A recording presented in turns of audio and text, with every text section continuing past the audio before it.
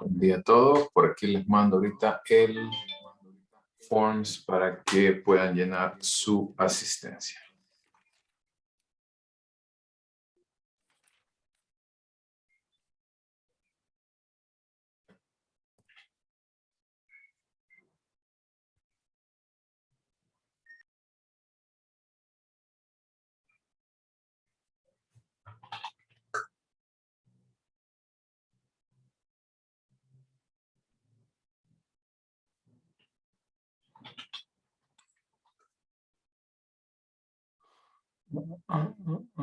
Perfecto. Ya estoy viendo las respuestas de algunos reflejadas por acá.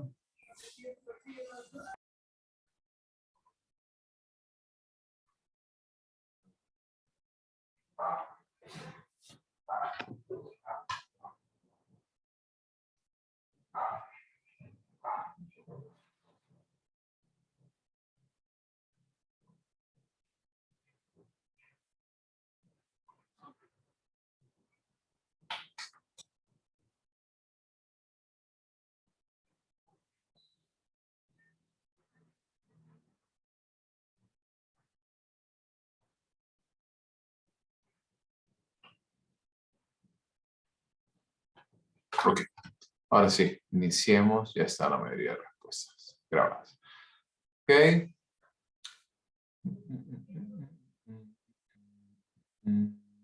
Bueno, Alberto, si no se ha apuntado, porque tiene que apuntarse. O sea, para eso se manda. Ok. Voy a iniciar a compartir pantalla. ¿Sí? Y hemos avanzado un poco con la temática relacionada con las bases biológicas de la conducta. Hasta aquí quiero hacerles una pregunta si hay alguna duda con respecto al tema, con respecto a lo que hemos ido desarrollando. Hasta ahorita nos quedamos en los cambios que genera entonces a la medicación en los neurotransmisores y este tipo de situaciones. Y por ahí fue donde nos quedamos recién. Vamos por acá. ¿Ok? Y si gustan pueden ir apagando entonces su cámara para no interferir. Ahora sí. ¿Ya lo ven abierto? ¿Ya lo ven pantalla completa ahora? Sí, Lick, se mira. Perfecto. Gracias. Ok. Entonces, esto ya lo hemos visto, así que vamos al siguiente punto, que es lo relacionado con la plasticidad nerviosa. La plasticidad nerviosa es esa capacidad que tiene el mismo cerebro de poder adaptarse y de poder entonces generar cambios estructurales. Cuando me refiero a cambios estructurales es que literalmente el cerebro cambia. No quiere decir de que toma otra forma o algo por el estilo, pero sí por lo menos lo que presenta es cambios a nivel de los surcos del cerebro. Si ustedes ven que hay como surcos en cada uno de los puntos, en cada uno de los en cada uno de los elementos más importantes del cerebro, y esto se ve a los distintos aprendizajes o experiencias que nosotros vamos teniendo. Pero también el cerebro, ¿verdad? Dependiendo de las oportunidades que nosotros tengamos, de las experiencias, de los aprendizajes, tiene que ver con los cambios que van a generar tanto a nivel estructural como a nivel químico. Por ejemplo, en este sentido, es importante que nosotros podamos entender que cuando nuestro cuerpo, por ejemplo, mejor dicho, no nuestro cuerpo, sino nosotros como tal, tenemos acceso a distintas experiencias, tenemos acceso a distintos puntos, a distintos elementos asociados con nuestras experiencias. Entonces, ahí es donde nosotros vamos a tener la oportunidad de que nuestro cerebro se pueda o pueda mostrar cambios a nivel estructural. Y también el encéfalo puede producir nuevas células, o sea, nuevas neuronas, y este proceso es conocido como neurogénesis.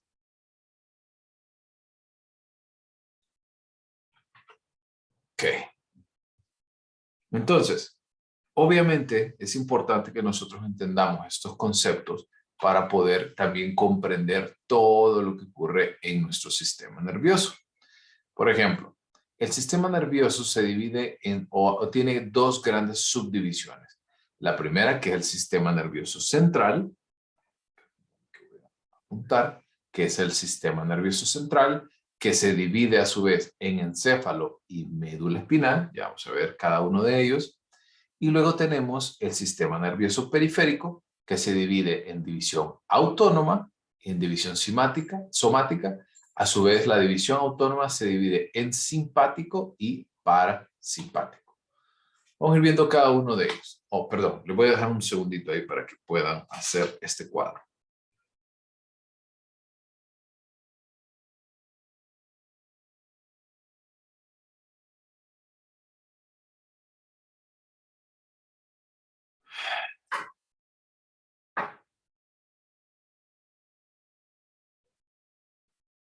Ok. Una vez entonces que nosotros vemos lo relacionado con el sistema nervioso, vamos a entender que hay dos aspectos importantes. El primero, que es el encéfalo, ¿verdad? El encéfalo es el cerebro, ¿verdad? El que nosotros tenemos como idea, como lógica de lo que está en nuestra cabeza, que está protegido por nuestro cráneo, pero también tenemos que ver que hay distintas subdivisiones. En primer lugar, debemos de ver que hay dos vistas importantes. La primera vista es lo relacionado con la parte lateral, ¿sí? La parte lateral y sobre todo la parte externa, que es esta visión que ustedes están viendo. Este es el hemisferio izquierdo. O sea, es como si nosotros estuviéramos viendo el cerebro desde una mirada lateral. Y el hemisferio, el izquierdo y el derecho, ambos tienen los 4 lóbulos que vamos a ver acá. El lóbulo frontal, el lóbulo parietal, el lóbulo occipital y el lóbulo temporal. ¿Ok? Tanto el hemisferio izquierdo como el hemisferio derecho lo tienen. Y también hay una fisura lateral, que es la que divide el lóbulo temporal de los otros dos, y la fisura central, que divide el frontal del parietal. ¿Aquí vamos bien? Sí. ¿Sí? Sí. Perfecto. Ok. Muy bien. Perfecto. Entonces, ese es el primer punto de los lóbulos. Ya vamos a ver cada uno de ellos y a qué se dedica cada uno de estos elementos. Si vemos, por otra parte, la vista interna del cerebro, como la otra figura que ustedes van a ver, vamos a encontrar estructuras un poco más intrincadas, un poquito más detalladas, que vamos a ir viendo a continuación. En primer lugar, vamos a empezar como si fuera las manecillas del reloj. Iniciamos por el giro cingulado. El giro cingulado es una cadena, ustedes ven que es todo este espacio, que nos permite a nosotros tener la información acerca de nuestros propios sentidos. Por ejemplo, el tema de la respiración. Es muy importante que nosotros veamos que esta corteza como tal permite que también rodea el cuerpo calloso, y el cuerpo calloso es importante porque es como el puente de comunicación entre el hemisferio izquierdo y el hemisferio derecho. Generalmente se ha tenido como una idea errónea que el cerebro derecho hace una acción o el cerebro izquierdo, el hemisferio izquierdo, hace otra acción, pero realmente trabajan en conjunto enviándose información constantemente. Hay algunas, y no está mal tampoco pensarlo, que hay algunas personas que consideran que el cerebro izquierdo o el hemisferio izquierdo es un poco más analítico, es un poco más lógico, y el hemisferio derecho es más artístico, más creativo. La verdad es que sí hay, ¿verdad?, algún tipo de hipótesis que permite que nosotros entendamos esta postura, pero también es importante que ustedes entiendan que los dos hemisferios trabajan realmente de manera muy intrincada, muy de cerca. No es que cada uno trabaja por su cuenta. Entonces, el giro cingulado, para volver un poquito a este tema, el giro cingulado nos ayuda sobre todo al desarrollo de las emociones, nos ayuda con elementos como atención, aprendizaje, memoria o la percepción del dolor. En el caso del, lo vamos a ver un poquito más adelante, porque vamos a ver el sistema límbico, pero a eso se dedica realmente el giro cingulado. Por el cuerpo calloso ya lo hemos visto, y pasamos entonces ahora miren, la pregunta que hace Eric, entonces, ¿qué tan cierto es que el humano solo usa el 10% de su capacidad cerebral? Es mentira, eso es un mito. Eso es un mito. Nosotros utilizamos todo nuestro cerebro. El cerebro es más como un músculo. Entre más nosotros lo usamos, más crece, mejores habilidades tiene. Pero no quiere decir de que usted no lo usa. ¿Por qué? Por ejemplo, vamos a ver, vaya, en el caso ahorita de la glándula pineal. La glándula pineal está muy asociada, es como una, imagínense como un concierto, ¿sí? Y ese concierto necesita un director, un director de orquesta. La hipófisis es ese director de la orquesta, ya lo vamos a ver más adelante.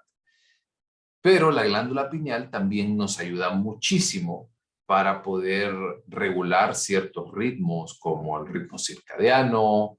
La glándula pineal se encarga de generar o de secretar la hormona de melatonina. Nos ayuda mucho en los procesos también de regulación de sueño, entre otras cosas. El cerebelo, que es la siguiente figura que nosotros tenemos, está encargado de algunos procesos y sobre todo de procesar la información que viene de la médula espinal. Quiero adelantarme un poquito. Ahí está. En el caso de la médula espinal, ¿verdad? Recuerdan, voy para atrás. Recuerdan que el sistema nervioso central se divide en encéfalo y médula espinal. Ahorita estamos viendo el encéfalo. Pero quiero que se ubiquen en la médula espinal, que es entonces esa conexión desde el cerebro, desde el encéfalo, y que es recubierta por todas las vértebras, por toda la columna. Y esa es la médula espinal. Entonces, el cerebelo se encarga sobre todo de procesar esta información. Nos ayuda, por ejemplo, a hacer movimientos coordinados, nos ayuda con el equilibrio. No solamente el cerebelo, sino que también hay algunas células especializadas en el oído que nos ayudan a coordinar equilibrio, entre otras cosas. ¿Ustedes les ha pasado alguna vez que han tenido una infección auditiva, una infección en el oído, y de repente hay algunas habilidades que se pierden, como el equilibrio? ¿Ha pasado? Como cuando hacen lavados de oído, doc, Ajá. que la persona queda como desequilibrada y dice que se siente mareada y que no se puede poner de pie. Exactamente. Porque en el oído hay unos huesecillos que nos ayudan a generar estas habilidades de equilibrio, balance, entre otras cosas, en conjunto con el cerebro. Dice, si es un músculo que está dividido en partes, ¿cómo sé con qué entrenar cada parte de mi cerebro? Es una buena pregunta la que hace Eric. No todas, no todas las estructuras que ustedes están viendo ahorita son entrenables, por así decirlo. Porque, por ejemplo, vamos a ver un poquito el caso del puente, el caso de la hipófisis, la glándula pineal. Todo esto funciona sin necesidad que usted haga nada, realmente. como por ejemplo la información sensorial que nos envía, voy a encender mi cámara un segundo. Por ejemplo, la información sensorial que tenemos al enviar esto que yo estoy haciendo, eso no necesita ningún tipo realmente de entrenamiento, por así decirlo, porque ya son elementos instintivos, como por ejemplo, vamos a ver que el puente, vamos a ver también que todo el bulbo raquídeo nos ayuda a controlar, por ejemplo, la respiración, la deglución, nos ayuda, por ejemplo, a ver algunas habilidades, bueno, no son tan habilidades, sino elementos más instintivos, como protección, el parpadeo. Todo eso es regulado y es algo instintivo. Nadie le enseñó a usted a respirar, nadie le enseñó a parpadear, simplemente ocurre. Entonces, hay algunas habilidades que sí son entrenables, como la memoria, como el sueño, quizás de repente se puede ayudar a mejorar, pero hay otras que son más instintivas que cualquier otra cosa. ¿Ok? La médula espinal me la voy a saltar porque la vamos a ver un poquito más adelante. ¿Ok? Por lo menos en este sentido. También en la médula, que no hay que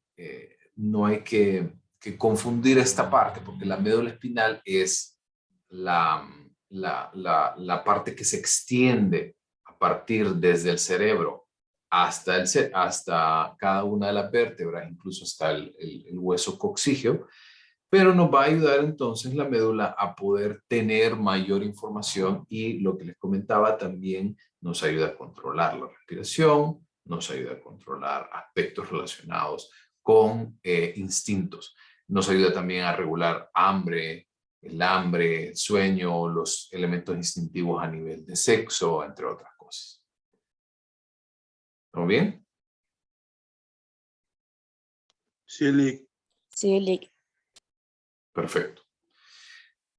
El puente, que es una estructura, que es la estructura que se ve exactamente abajo de la glándula hipófisis, nos ayuda sobre todo a establecer una comunicación, ¿verdad?, entre la corteza cerebral y el cerebelo. La corteza cerebral es como la capa más externa del cerebro, ¿sí? Es como si el cerebro fuera un ser humano, sería como la piel, digamos, del ser humano.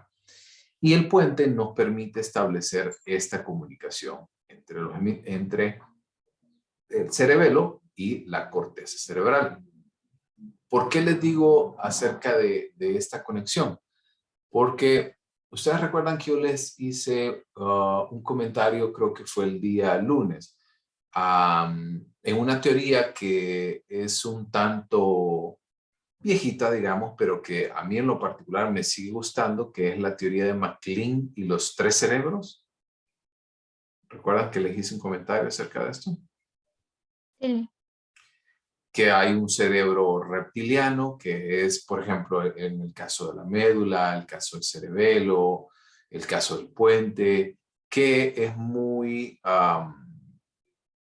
que es muy instintivo, no es entrenable y ya nacemos con él.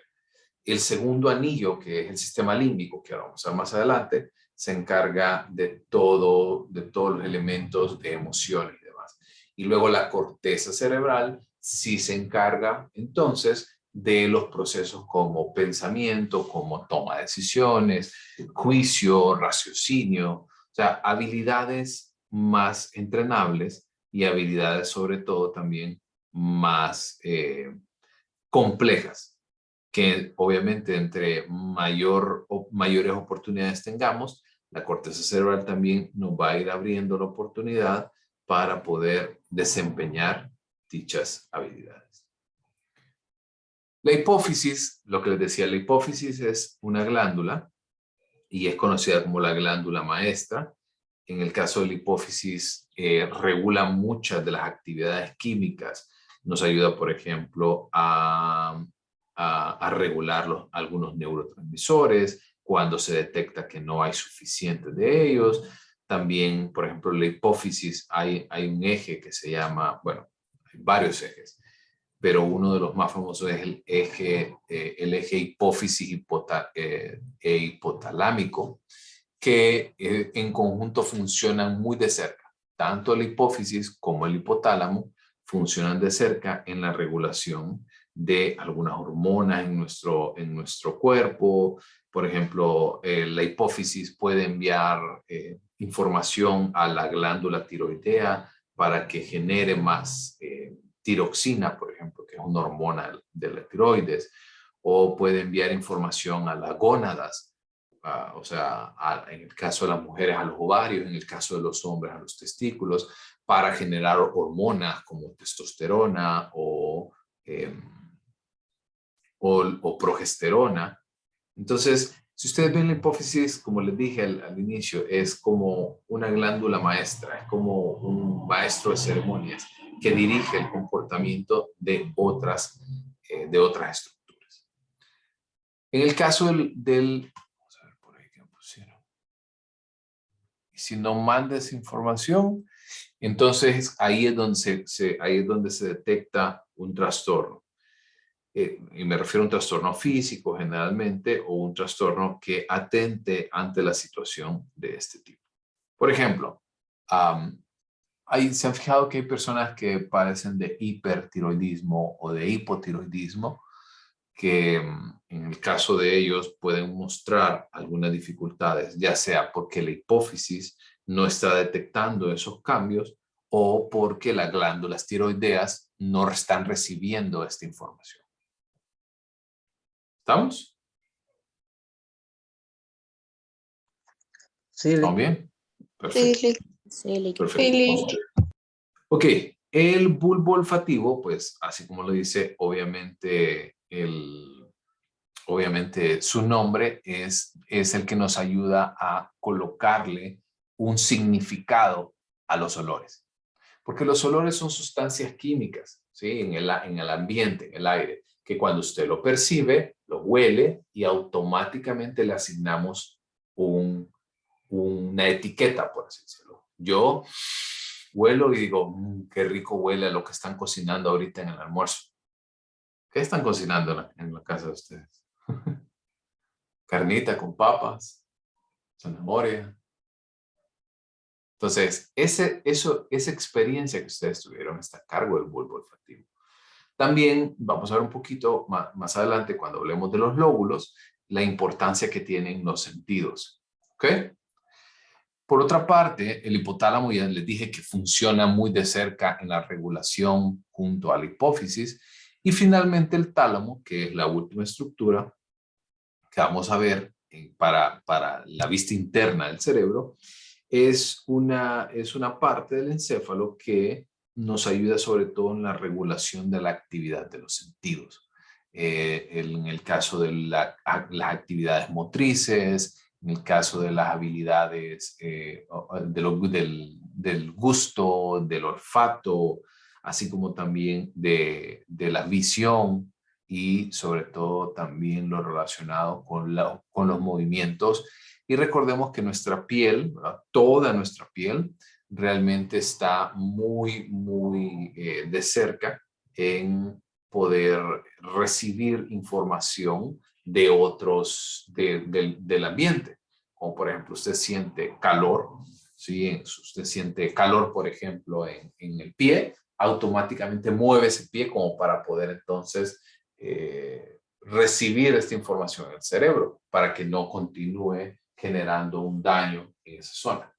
Así que el tálamo envía mucha información y recibe información con respecto a los sentidos. ¿Okay?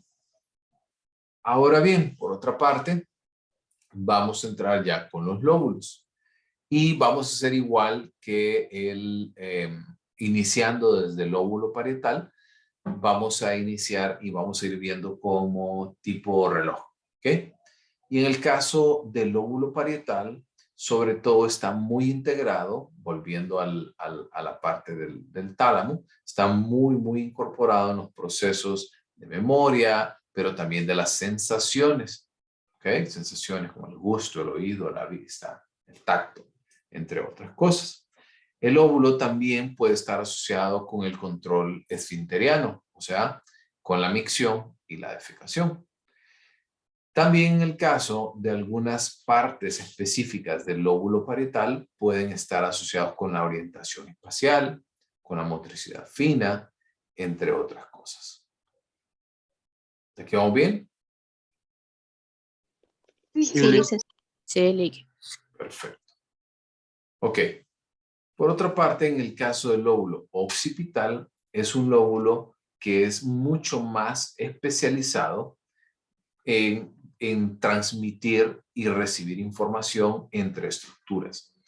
Pero también les quiero contar algo que en el caso del lóbulo occipital juega un rol muy, muy importante en la visión. Incluso cuando ustedes en esta zona del lóbulo occipital es donde se aloja cómo nosotros procesamos la información de orden visual.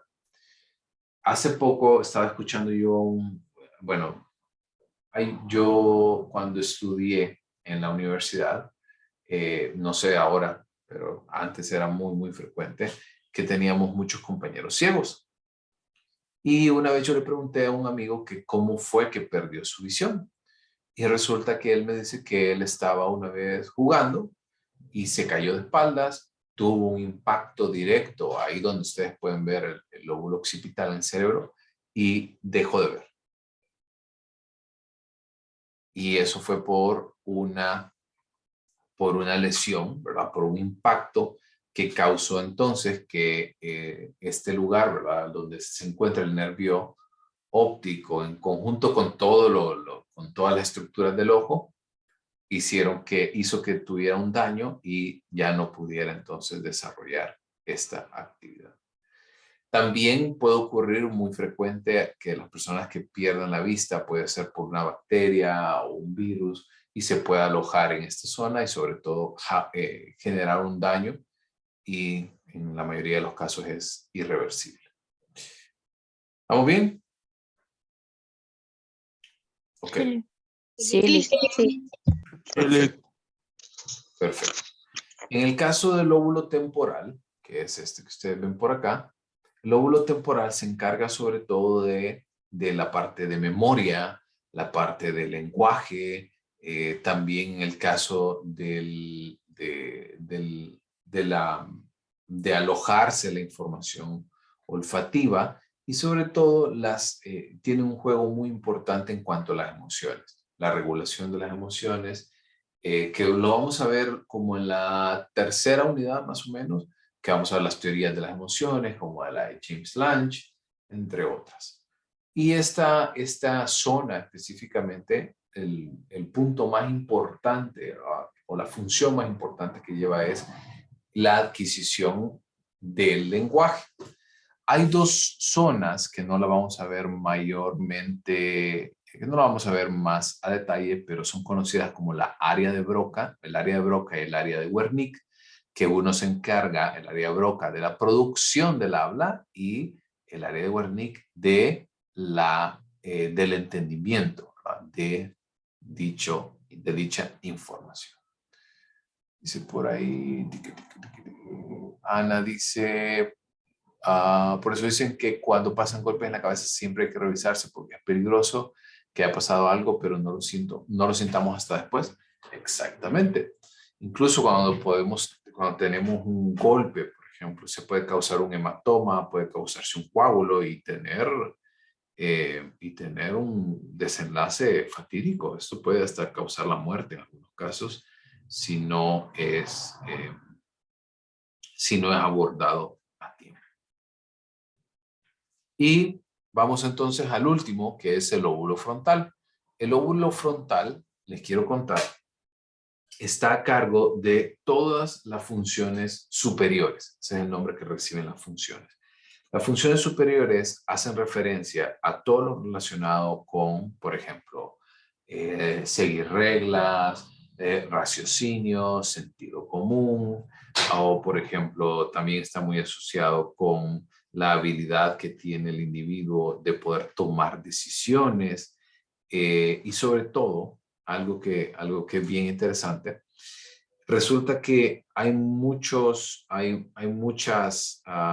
animales que quizás pueden tener un cerebro muy parecido al de nosotros, pero cuando se compara esta parte frontal de los animales con respecto a la de los humanos, es muy, muy diferente. Porque cuando vemos desde un punto de vista estructural, el cerebro del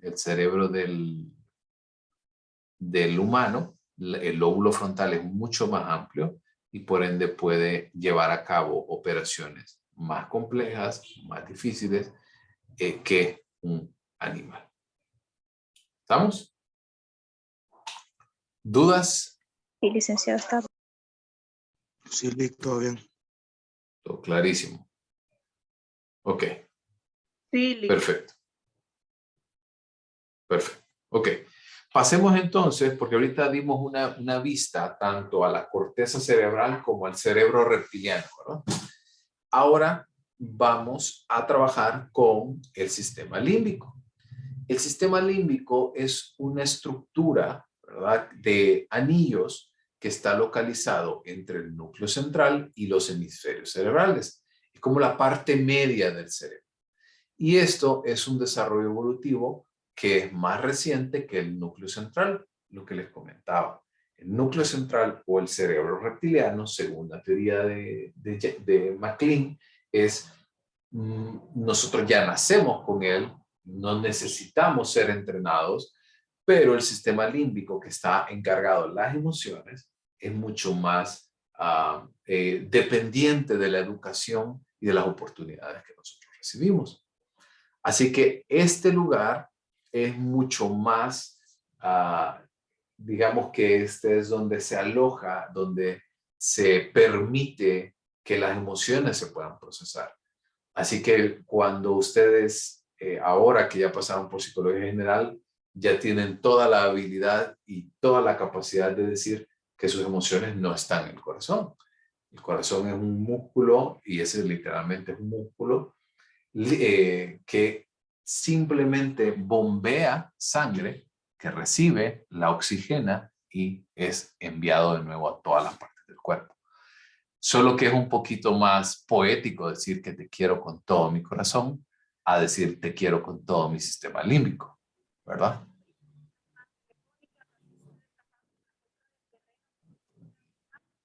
Chat. Sí. Sí. Ok.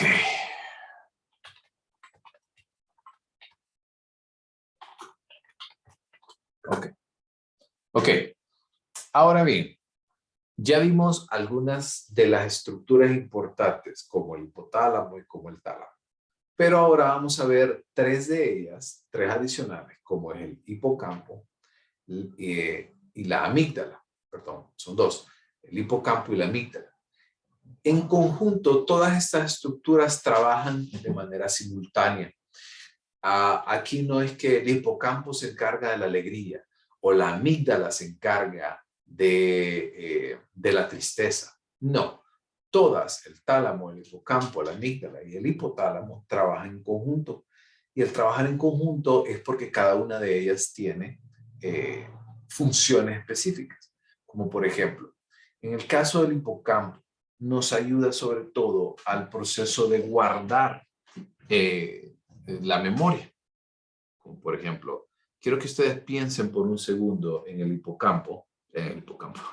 Quiero que piensen en una experiencia que ustedes han tenido, ¿sí? Una experiencia que les cause una emoción como alegría. Quiero que la piensen por un segundo.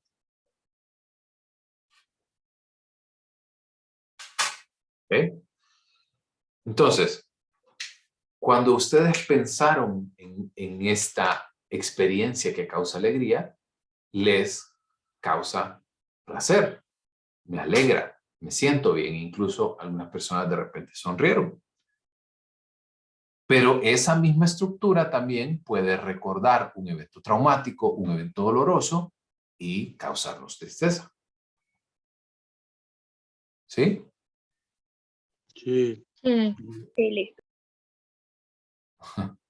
Interesante esa. Ahorita estaba leyendo el mensaje de Erika ahí en el chat de la frase de Facundo Cabral.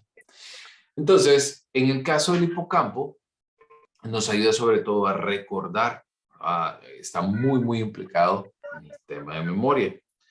Y por otra parte, en el caso de la amígdala, no quiero que piensen... En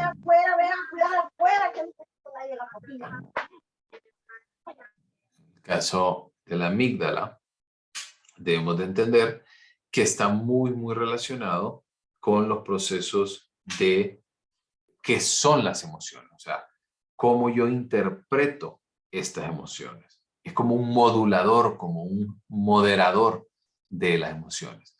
Cómo usted se siente en algún momento y sobre todo lo relacionado con los procesos de expresión emocional.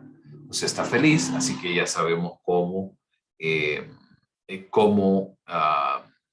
comportarnos ante esto o qué nos puede causar este tipo de emociones.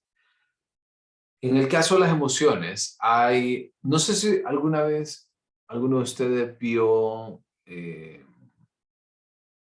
alguno de ustedes vio la película esta que se llama, la de Disney, que habla de emociones, ¿qué se llama? Intensamente. Intensamente.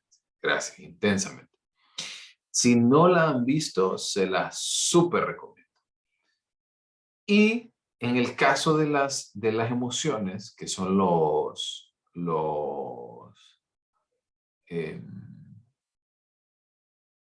que son los 5 como gobernantes de cada estructura. ¿Recuerdan cuáles son? Desagrado, Miedo. Alegría, alegría, tristeza. tristeza, miedo Enojo. y enojo. Furia. Y enojo. Perfecto. Entonces, esas 5 son las emociones básicas. Y les quiero decir por qué son emociones. Las emociones, la ansiedad no es una emoción, ¿sí? Porque hay muchas personas que lo piensan. Hay algunas otras que consideran que, por ejemplo, la sorpresa es una emoción. O, por ejemplo, hay otras personas que empiezan o que consideran que, por ejemplo, la decepción puede ser una emoción. Pero realmente, si nos vamos como a la raíz de cada una de las emociones, nos vamos a encontrar que esas 5 que ustedes vieron tienen algunos elementos en común. Y el primero de ellos es que todas tienen una función en cualquiera de las categorías que voy a mencionar. La primera categoría es la supervivencia, es mantenernos vivos. Por ejemplo, si usted tiene miedo de algo, es porque usted se quiere preservar, ¿no? Porque usted tiene miedo, me da miedo que me pase algo a mí, a mi integridad física, y por eso voy a hacer todo lo posible para mantenerme seguro. ¿Sí? ¿Hace lógica esto? Por ejemplo, cuando uno dice, vaya, cuando dejamos de que ya a veces pensamos que no queremos usar la mascarilla, ya no queremos usar las medidas y después, no, me da miedo porque hay mucho contagio y me puedo morir o cosas así. Perdón. Totalmente. Por ejemplo, el miedo ante el virus, por ejemplo, esto es, ¿por qué? Porque nosotros queremos vivir. Sí, o sea, es un tema de supervivencia ante la situación. Perdón. Entonces, cuando nosotros vemos desde este punto de vista que las emociones tienen un sentido, tienen una función, por ejemplo, el miedo nos ayuda a la supervivencia, la felicidad nos ayuda a la reproducción. Si usted está feliz, ¿sí? Es probable que interactúe con otras personas y pueda encontrar a una pareja que evolutivamente usted pueda transmitir sus genes, o sea, formar una familia y compartir tiempo, ¿cierto? Por ejemplo, el asco, que es, cuando yo era estudiante me decía como asco, una emoción, sí, Pero, por ejemplo, ¿cuántos de ustedes se han dado cuenta de que se estaban comiendo algo que estaba mal? E inmediatamente, uff, qué asco, qué horrible se siente, lo botan y ya no se siente igual, o sea, ya se siente como una carga menos. Y esto, por ejemplo, ha sido un proceso de desarrollo evolutivo para nosotros porque nos permite mantenernos a salvo, nos ayuda a la supervivencia. La tristeza, o sea, ustedes dirán, bueno, ¿para qué sirve? La tristeza también es una parte de reproducción, porque cuando yo puedo transmitir esta información, me va a ayudar a entablar vínculos más cercanos con otra persona. Y finalmente el enojo también puede ser en ambas partes, pero yo me ubico más hacia el tema de supervivencia.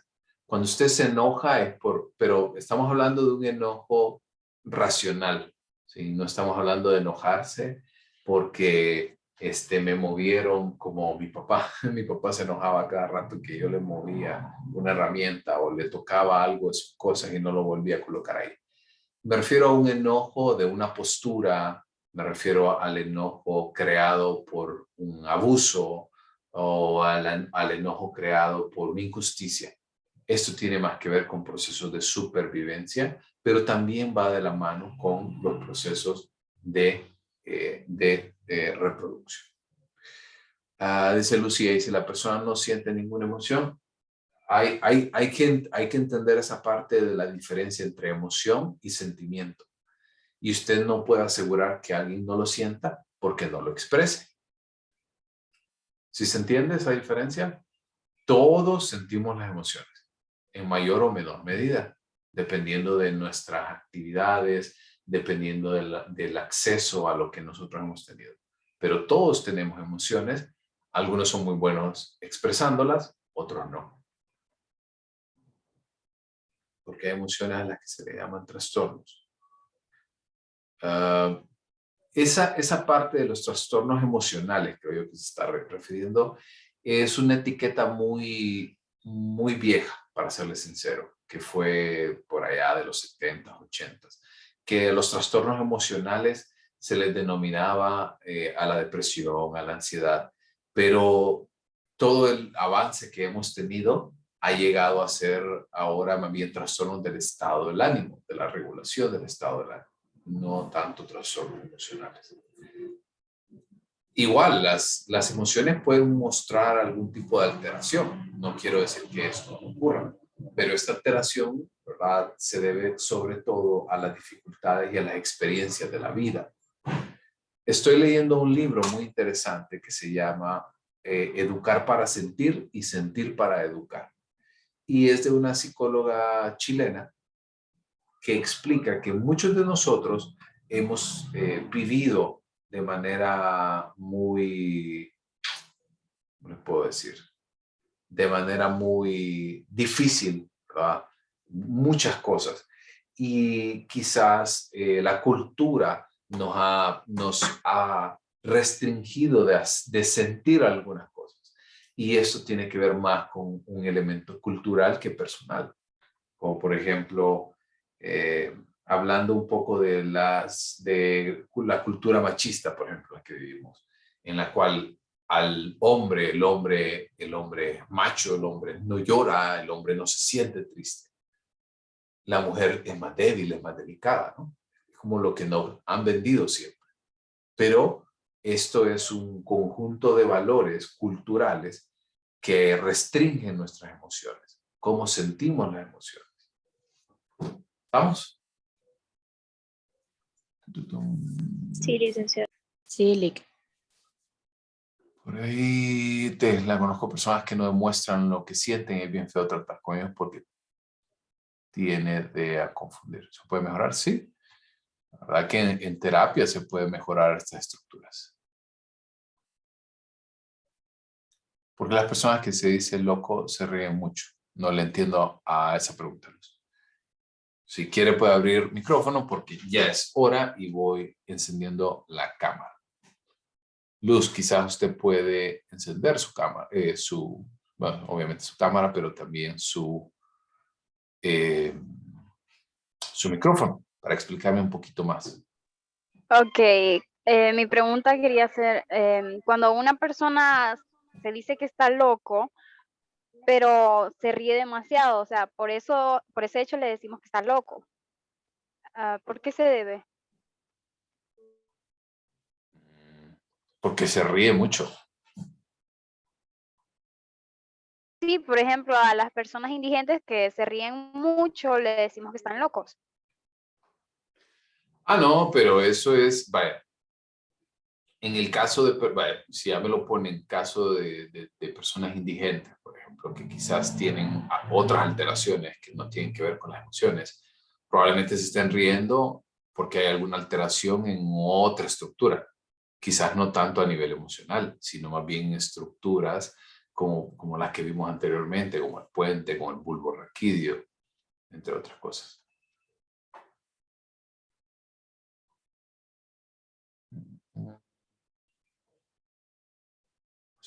Porque no sé si queda claro para ustedes y para el resto. Porque, o sea, la risa como tal no es, incluso, ¿sabe qué? Esa parte en el libro que les digo que estoy leyendo, incluso nos dicen eso, de que hay que ser recatado, ¿verdad? Hay que tener una risa medida y no, hasta eso nos restringe a nivel cultural.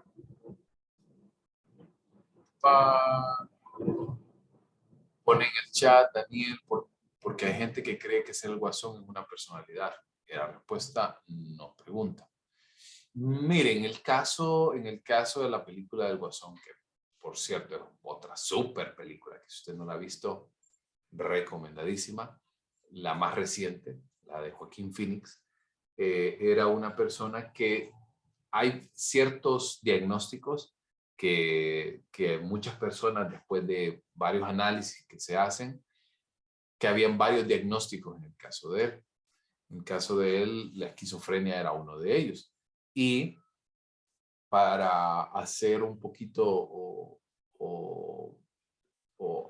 para poder unir un poco la pregunta que me hacían de la risa, esa esquizofrenia es conocida como esquizofrenia espástica, que muestra daños en las estructuras y puede causar como un síntoma la risa incontrolable, como ustedes recuerdan en el caso del Guasón, que se reía constantemente cuando se generaba una situación que a él le causaba estrés. Su manera de responder era riéndose, ¿recuerdan?